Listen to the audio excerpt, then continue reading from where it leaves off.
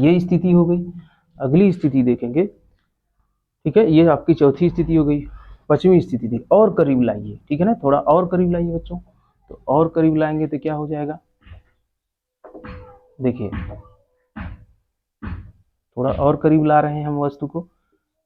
हर स्थिति में आपको थोड़ा थोड़ा करीब लाना है और इसके बाद देखना है कैसा बन रहा है। ये फोकस हो गया आपका, ये आपका वक्रता केंद्र हो गया।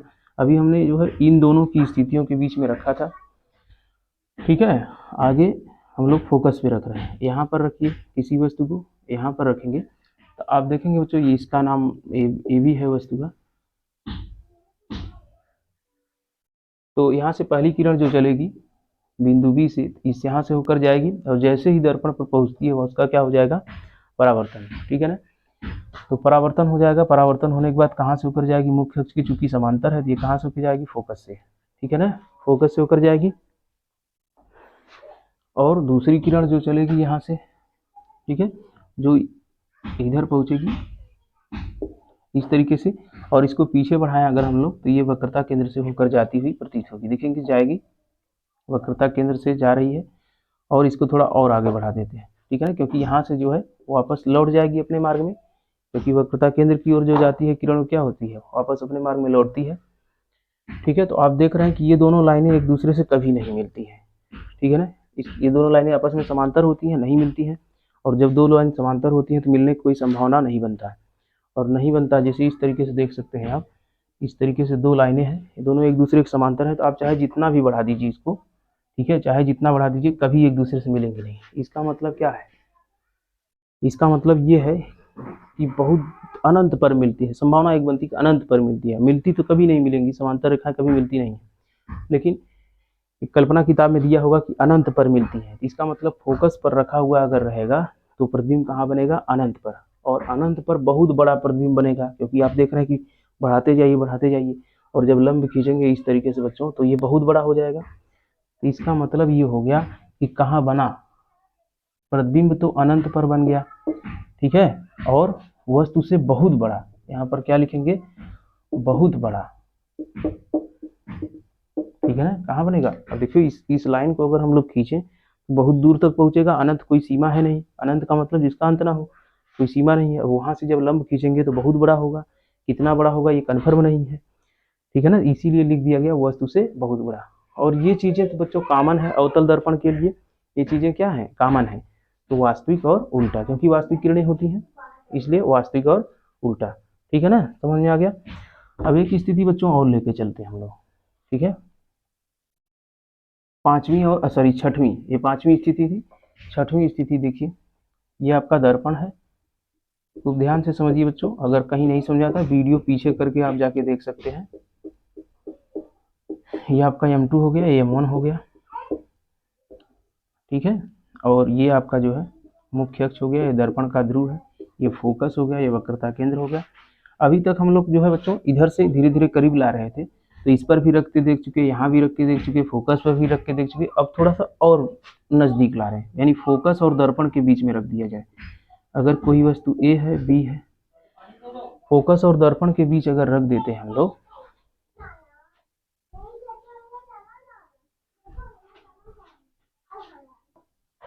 ठीक है बच्चों, फोकस और दर्पण के बीच अगर हम लोग रख देते हैं वस्तु को, वस्तु ए भी मान लो, तो बी से एक चलने वाली किरण क्या हो जाएगी, मुख्य अक्ष के समांतर चलेगी, तो क्या हो जाएगी, मुख्य फोकस से होकर जाएगी, ठीक है ना,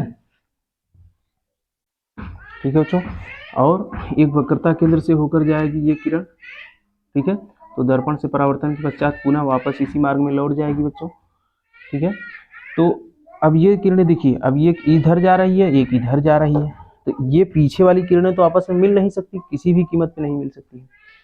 तो हम क्या करेंगे, इन दोनों किरणों को थोड़ा आगे बढ़ा दें, दर्पण के पीछे अगर डॉटेड बिंदु द्वारा इसको आगे बढ़ाएं, देखेंगे ध्यान से, ये किरण ऐसे जाएगी, ठीक है ना, तो इस तरीके से आगे हम बढ़ाएंगे बच्चों, तो ये कहाँ मिलेंगी एक दूसरे से, देखिए ये हो गया, कहीं पर मिलेंगी, मान लो यहाँ मिलती है, ठीक है, तो यहीं से इस पर क्या करेंगे, जहाँ किरणें मिलती हैं वहीं से लंब खींच देते हैं, वही प्रतिबिंब होता है, ठीक है।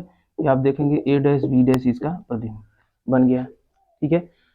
अब यहाँ पर देखिए यह स्थिति थोड़ा सा उन स्थितियों से अंतर है बच्चों, यहाँ पर देखेंगे यहाँ जो स्थिति आप देख रहे हैं ये दर्पण के पीछे हो गया, दर्पण पे क्या क्या हो गया, पीछे पीछे। अब दर्पण के पीछे तो कोई प्रतिबिंब बनता नहीं है, इसका मतलब ये क्या है, काल्पनिक है, वास्तविक नहीं हो सकता। इसका मतलब ये यहाँ पर स्थिति बदल जाती है, वास्तविक के स्थान पे क्या लिख देंगे, काल्पनिक।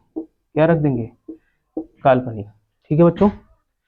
अब दर्पण के पीछे प्रतिबिंब नहीं बनता है, इधर तो कलई किया गया है और इधर आपका परावर्तन तो इधर ना होगा बच्चों। लेकिन अगर इन दोनों किरणों को हम आगे बढ़ाते हैं तो यहाँ पर बी डैश पर मिलती है, कोई बिंदु बी डैश उस पर मिलती है और वहीं से लंब खींचते हैं तो प्रतिबिंब बनता है।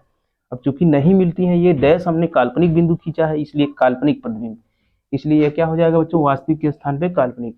अच्छा रह गया उल्टा वाला सवाल, तो उल्टा यहाँ पर नहीं है। देखिए बच्चे, ए यहाँ पर नीचे है, ए यहाँ भी नीचे है, बी यहाँ ऊपर है, बी ऊपर है, इसका मतलब उल्टा तो नहीं बनेगा।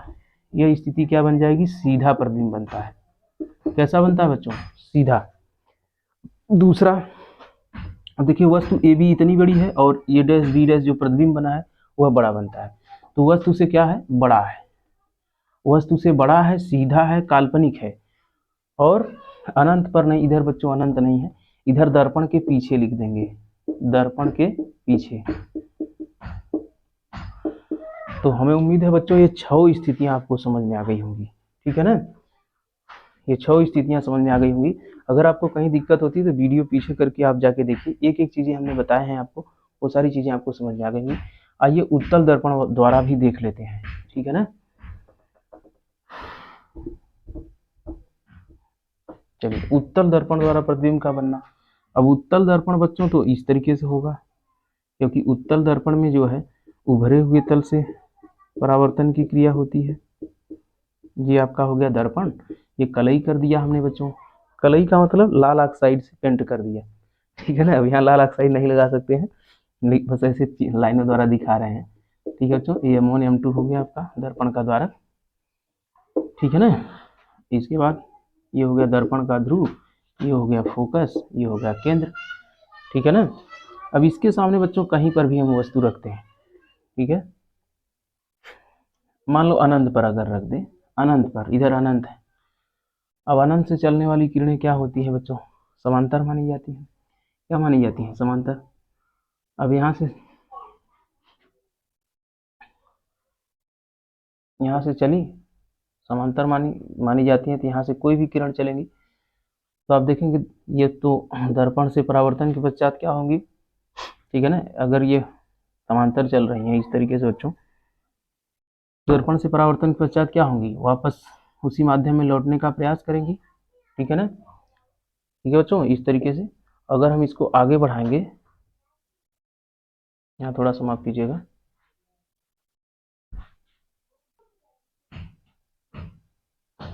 ठीक है बच्चों, यहाँ पर थोड़ा सा जो है गलत हो गया है, आप लोग फिर से देख लेंगे। क्या हम बता रहे थे, वस्तु जो है अनंत पर रखी गई, वस्तु ये है, तो अनंत से चलने वाली किरणें परस्पर समांतर होती हैं। तो मान लो कि मुख्य अक्ष के समांतर कोई किरण चली यहाँ पर, तो मुख्य अक्ष के समांतर चलने वाली किरणें कहाँ से होकर जाती हैं, मुख्य फोकस से। ठीक है ना, अब दर्पण के पीछे इधर कलई किया गया, दर्पण के पीछे किरणें जा नहीं सकती क्योंकि परावर्तन हो जाएगा इनका, और मुख्य फोकस क्या होकर जाती हुई प्रतीत होंगी, इसमें जाएंगी नहीं बल्कि क्या होंगी, प्रतीत होंगी। मैं इसको मिटा दे रहा हूँ बच्चों समझाने के लिए आपको, ये जो है इधर परावर्तित हो जाएंगी, क्या हो जाएंगी, यहाँ से जैसे ही समांतर जा रही हैं तो जैसे ही दर्पण से परावर्तित होंगी क्या हो जाएंगी, ठीक है, मुख्य फोकस से होकर जाती हुई प्रतीत होंगी, ऐसा लगेगा। एक दूसरी किरण और लेते हैं बच्चों यहाँ से, तो यहाँ जैसे ही पहुंचेंगे, मुख्य अक्ष के समांतर चल रही हैं तो क्या होंगी, मुख्य फोकस से होकर जाती हुई प्रतीत होंगी। तो इसको अगर हम लोग आगे बढ़ाएंगे इस तरीके से, तो आप देखेंगे ये किरणें जो है इसे बढ़ाते जाएंगे तो इनके बीच की दूरी बढ़ती जाएगी, क्या होगी, बढ़ती जाएगी। ठीक है ना, तो ये इधर वाली तो किरणें एक दूसरे से मिल नहीं सकती हैं, तो पीछे बढ़ाने पर जो किरणें मिल रही हैं तो आप देख रहे हैं कि सभी बिंदु फोकस पर ही जो है मिलती हुई प्रतीत होती है, यहाँ पर मिलती हुई प्रतीत होती हैं, इसीलिए हमने डॉटेड बिंदु द्वारा लिखा गया। इसकी 4 स्थिति कैसे बताएंगे बच्चों, अनंत पर जब है, अनंत पर वस्तु अगर है तो प्रतिबिंब कहाँ बनेगा, फोकस पर।